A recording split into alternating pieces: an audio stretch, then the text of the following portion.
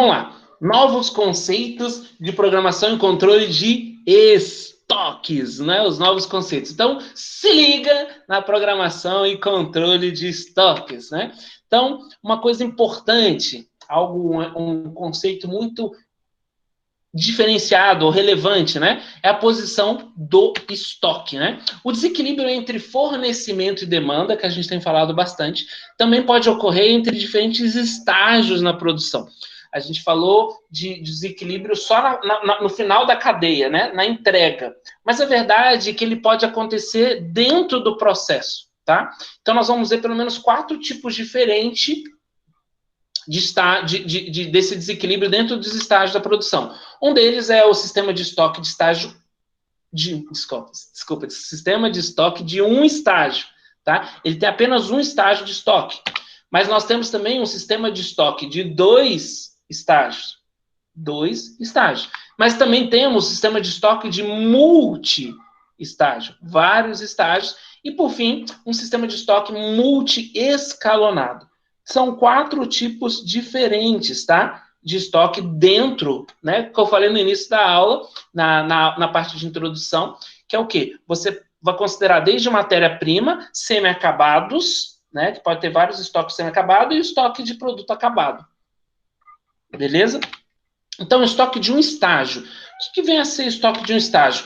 Gente, é o que eu falo para vocês, uma figura diz muito, né? Professor, essa figura... Normalmente, gente, você fala assim, professor cria. Não, gente, na verdade, eu não vou mentir para vocês, ó.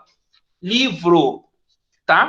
A gente usa livros que são muito bons, tá? Esse aqui é o exemplo de um livro ótimo, excelente, exemplo de coisa nobre, tá? Então, a figura, a gente acaba procurando usar a figura do livro também, que exemplificam muito bem, né, o que a gente está falando. Esse tipo de estoque, né, que a gente fala de um estoque de um estágio, de um único estágio, ele possui apenas um estoque para gerenciar. Então, o símbolozinho aqui, ó.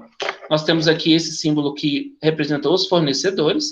Aqui nós vamos ter esse símbolo, triângulo de cabeça para baixo aqui, que representa o estoque. E aqui nós vamos ter o quê? Operação de vendas, tá? Então, fornecedores, o nosso estoque aqui, e operação de vendas. Então, por exemplo, um exemplo clássico disso aqui é uma farmácia. Desculpa a redundância, você fica, por exemplo, mas uma farmácia é assim, ela tem vários fornecedores distintos, ela recebe isso, armazena em um estoque local e ela faz operação de vendas, né? Ela vende esses produtos, né? Então, farmácia é um local, né? Uma atividade que trabalha com esse estoque de um único estágio, beleza? Vamos para o estoque de 2 estágios, então.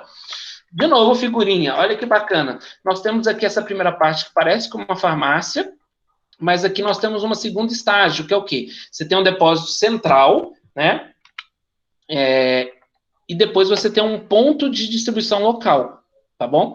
Então, possuirá, nesse caso, ele vai possuir 2 estágios, é óbvio, né? Porque o nome diz isso. Então, ele vai ter um depósito central e depois vai ter pontos de distribuição diferentes, tá? Pode ser um ponto de distribuição único ou vários outros pontos de distribuição. E um exemplo clássico disso aí é o quê? Distribuidoras de autopeças, tá? Eu gosto, esse exemplo é muito bacana também. Você tem aqui um depósito central onde você recebe de vários fornecedores e aí você faz a negociação com esses vários fornecedores de forma precisa e em volume para você ganhar nas possibilidades, né? Aí você tem o seu estoque central, né, da sua denominação, da sua marca, né, da sua empresa, e a partir daqui você distribui para os pontos de distribuição. Né? Você pode ter um ponto ou mais de um ponto. Normalmente você pode ter mais de um ponto de distribuição de venda, né? Aonde você vai ter a operação de vendas. Então, você vai ter o estoque central, depois você vai distribuir para os seus vários pontos de distribuição local, né? Por exemplo, um em cada cidade, sei lá, Bragança Paulista, Vargem, Extrema, Itatiba, né? E aí cada ponto vai ter o seu estoque local, um estoque menor, né? E aí você vai ter a operação de vendas. Bacana, né? Oi. Desculpa, não consegui compreender. Quando a gente recebe de vários fornecedores e eu armazeno num estoque central, essa parte de distribuição seria o meu transporte ou não? É um outro ponto também físico? Não, é transporte. É transporte, né? É transporte, é. Tá, entendi. Então, por exemplo, esse depósito central pode ser São Paulo, por exemplo, Tá, onde eu negocio e consigo todas as possibilidades dos meus meios de transporte, né? Facilita. Aí em tá, São Paulo, ou não, né? Porque em São Paulo tem a questão de imposto, pode ser aqui em Extrema mesmo, que Extrema é um polo logístico, né? Então o depósito central é aqui em Extrema, e aí chega a pessoa lá em São Paulo, faz toda a negociação, mas na verdade emite tudo por aqui por Extrema, aí todos os fornecedores entregam em Extrema. Aí tá. Extrema é o estoque central, aí Extrema distribui. Tem uma loja em Extrema, tem uma loja em, onde que eu falei mesmo? Bragança Paulista, uma em Itatiba e uma em Vargem. Tá, E aí, cada loja vai ter o seu estoque menor, e aqui vai ter a operação de vendas na loja. tá. Então, isso aqui são pontos são distribuidores de autopeça em cidades diferentes, esses dois últimos aqui. Esse aqui é um ponto em Extrema, onde que é central, tem um estoque maior, o seu CD, né, o centro de distribuição. Isso aqui é um processo de distribuição mesmo, por exemplo, utilizando caminhões. Tá. Obrigada. Nada. Tem que parar mesmo, viu? Isso aí, gente. Muito bom essa parada para a gente poder refletir e já tirar as dúvidas. Estoque multi-estágio. Multi, de vários, né? Então, essa palavra é o quê? Ele tem vários estágios. Vários estágios. Então, você tem aqui o fornecedor de novo, o estoque de entrada, e tem o estágio 1, depois estoque em processo, estágio 2, estoque em processo, estágio 3, e assim por diante, tá? Aqui a gente não usou a palavra, mas tem uma palavra que fala work in process, tá? É WP, que é o estoque em processo, tá bom? Então, esse estoque em processo, ele pode ser, você pode ver na bibliografia esse uso do WIP aqui, né? Work in process, tá? E um exemplo para esse tipo de estoque multistágio, que vai ter vários tipos de estoque, né? Eu coloquei aqui, possuirá 3 tipos de estoque, pelo menos, né? Estoque de componentes e matérias-primas, que são os insumos, estoque de semi-acabados e estoque de produtos acabados. Então, na hora que eu entro aqui, ó, tô com insumo. Aí, aqui, esses estágios aqui, gente, é um processo de transformação, tá bom? Como eu coloquei o exemplo aqui, notebook, fábrica de notebooks. Então, eletrônicos, né, que eu tenho muita facilidade de enxergar e trabalhar com isso aí, porque eu trabalhei numa empresa de eletrônicos muitos anos, né, mais de década. Aí você consegue enxergar o quê? Aqui, ó, o que ele compra? Componente eletrônico. E aí esses componentes eletrônicos, eles entram e fazem um estoque aqui de entrada. Um estoque de quê? De matéria-prima, um estoque de quê? De insumo. Aqui no estágio 1, por exemplo, eles começam a montar as placas, né? Montar uma placa do notebook. Então, sei lá, a placa de rede. Não, vamos pôr a placa-mãe, tá? Primeiro, o foco principal. Começa a montar a placa-mãe. E aqui tem o estágio 1, montou um pedaço da placa-mãe, ficou aqui num estoque de semi-acabados, essa placa-mãe. Depois veio para o estágio 2, onde você tem a montagem, sei lá, da placa de rede, da parte de rede. Aí vai para um estoque de semi-acabados. E depois, estágio 3, faz outra montagem, a montagem da fonte, né? Por exemplo, do notebook. E, por fim, você tem o quê? Um estoque de produtos acabados, que é depois que você pegou, montou todo o notebook, colocou carcaça, testou com a fonte, embalou, e aí você vai para o estoque de produtos acabados aí. Então, é muito comum, aonde que a gente vê esse tipo de estoque multiestágio. Por exemplo, multilaser, tem esse tipo de estoque multiestágio, né? Provavelmente A Panasonic. a Panasonic também tem esse estoque multiestágio.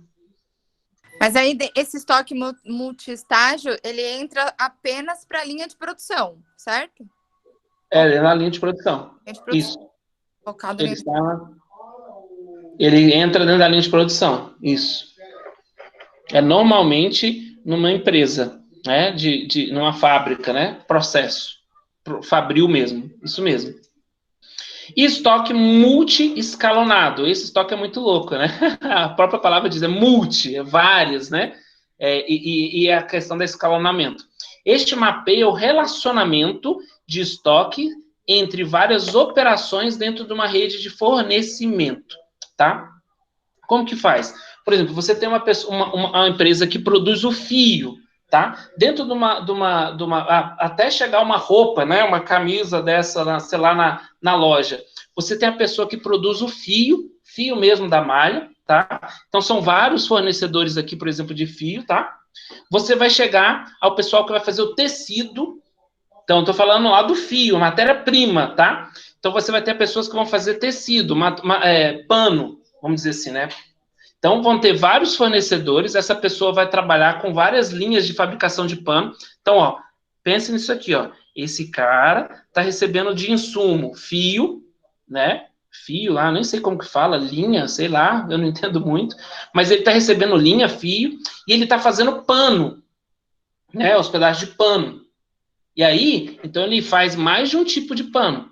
E isso, eles vão entregar, o produto acabado deles vai entregar para quem?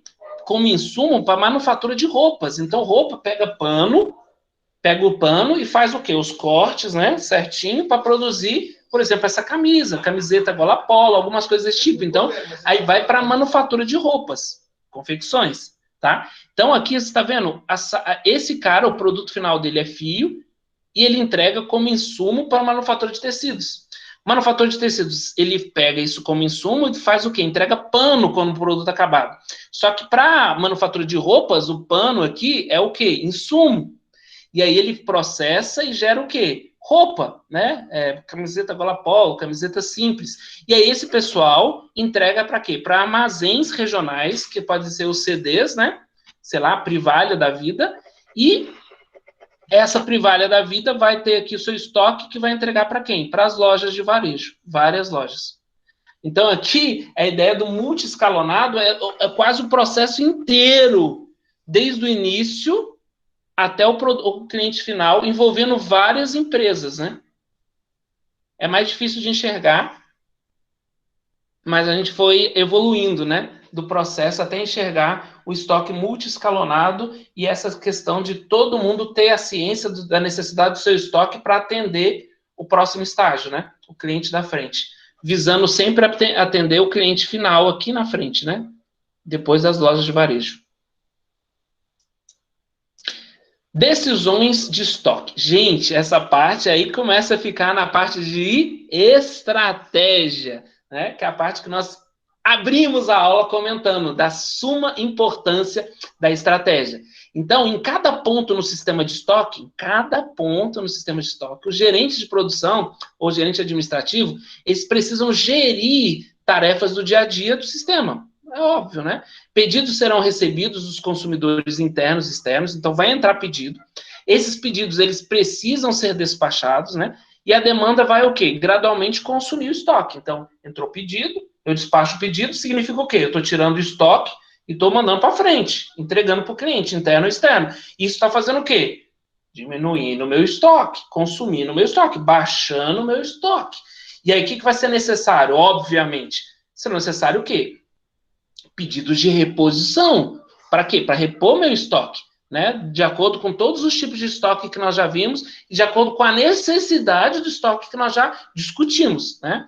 Então, entregas vão chegar e requerer armazenamento, né? E vão o quê? Processo, né? Então, eu vou pedir para voltar meu estoque, então vão chegar produtos para repor meu estoque e vão precisar o quê? Movimentar e armazenar isso aí de novo.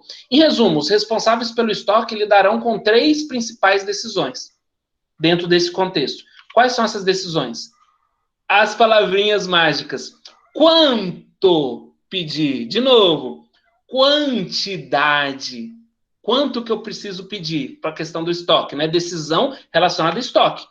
Quando pedir? Qual que é o momento X, o momento Y? Eu acho que vocês sempre ouvem isso, né? Existem momentos oportunos, existem momentos ruins para se comprar.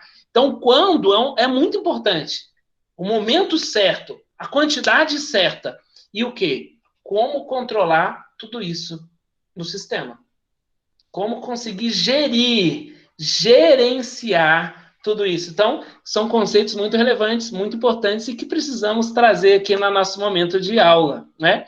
Então, vamos lá. Quanto pedir? Né? A decisão do volume de ressuprimento se baseia em negociação versus manutenção dos estoques, né? Você vai ter que negociar esse processo de compra, né? Que é o quanto, é o quando, tá? E o que? Você tem que estar sempre atento a você manter os seus estoques. Manutenção, não na ideia de eu vou lá consertar meu estoque, não, é a ideia de manter o estoque, tá, gente? Então, dentro desse contexto, nós temos aí, pelo menos, várias negociações, podemos ter, né? Duas vertentes, né? Dois extremos, que a gente já conversou isso pensando num contexto de casa, você na sua casa, na sua residência.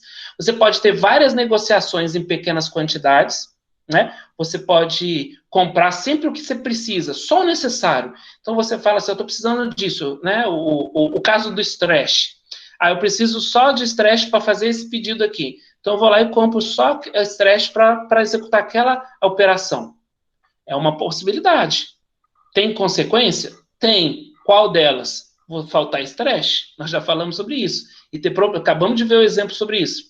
E tem outro tipo de... Mas tem a parte positiva. Qual que é a parte positiva? Que a gente também não pode deixar. Eu uso dinheiro só no necessário. E eu mantenho o quê? Meu estoque. Mantenho meu caixa, tá? Então, eu fico o quê? Com dinheiro na mão. Dinheiro na mão, eu consigo o quê?